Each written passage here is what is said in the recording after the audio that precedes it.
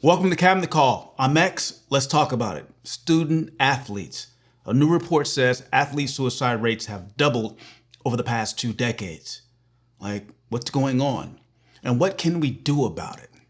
You see, as a former athlete myself, and for that matter, a lifelong athlete, I've prided myself on the fact that my experience pushing myself in practice, on the field, with other young men, that it gave me something special, an edge, a higher capacity to weather life's storms.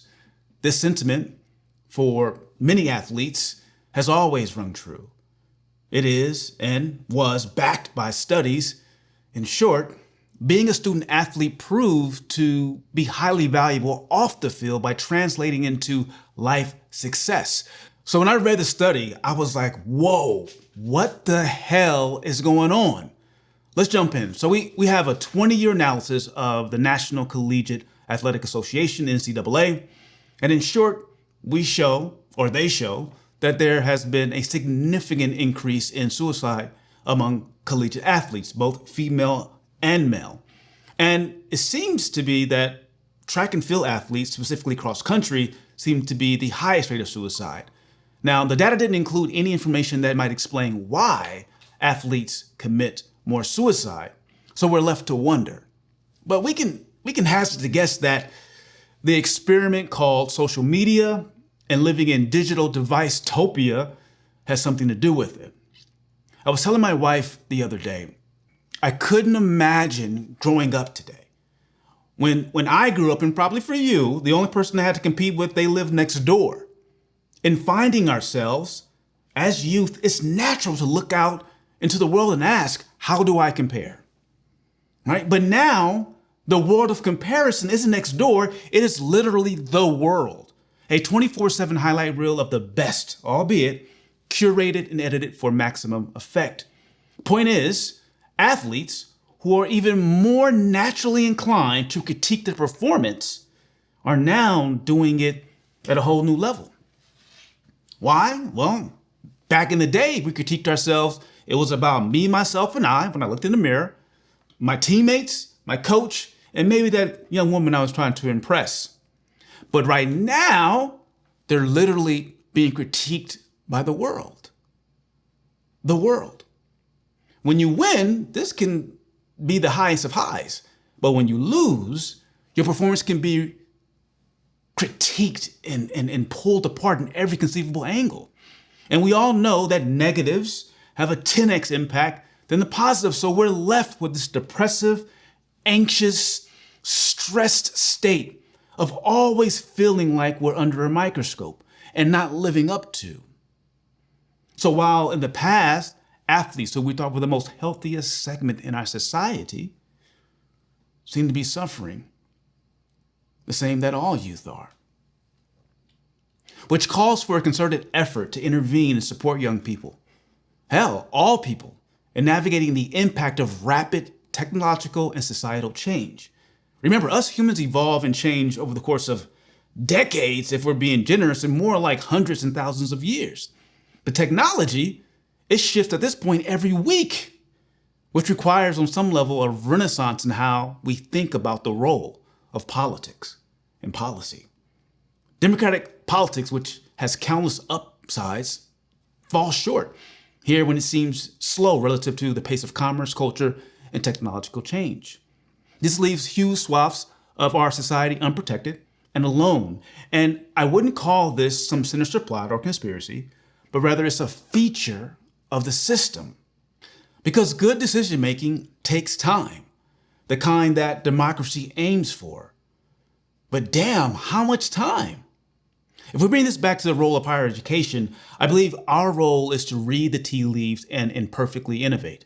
By that, I mean we learn to make decisions faster, within reason, with data and sound thinking to combat problems that our communities face.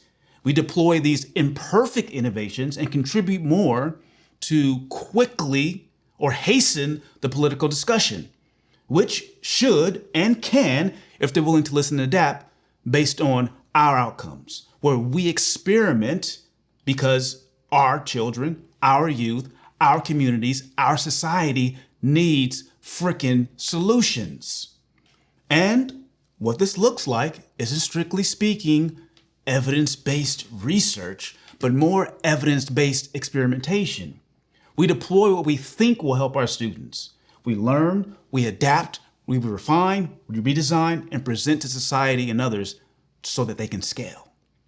But we can't, we won't, and we don't because we in higher education are looking for permission.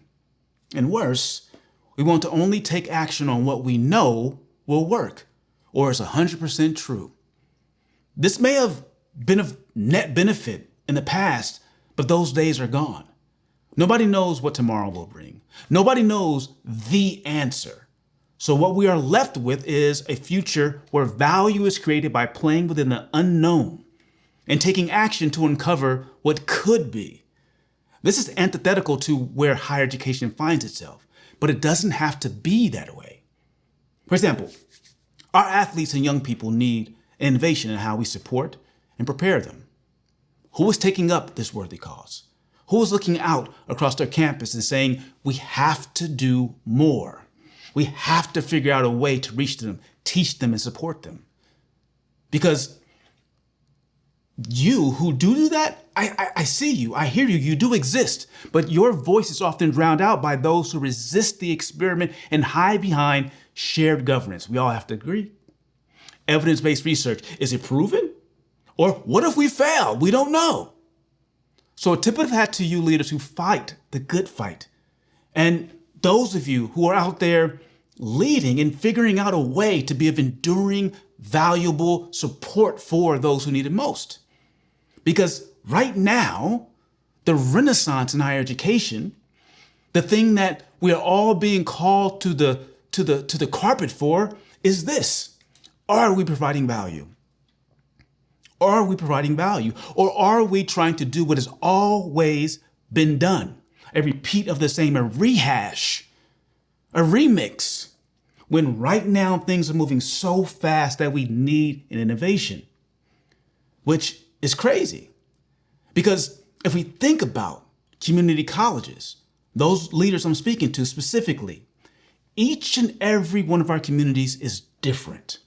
And we need to have the freedom to innovate and figure out how to be of enduring value to our communities, to our youth, to our people. Now, in the end, this isn't a pipe dream I'm speaking about. It is merely shifting what we think higher education is and the role that leaders play. I'll end this with this. We've worked on a student success model called Rise 360, and I'll link it up here. There's plenty of evidence backing up the strategies. There's success we've had in changing lives. And then the question becomes, can we do it at scale? Who knows?